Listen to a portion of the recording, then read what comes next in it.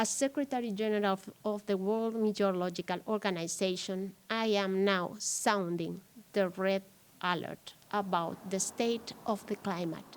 The year 2023 set new records for every single climate indicator. This annual report shows that the climate crisis is the defining challenge that humanity faces.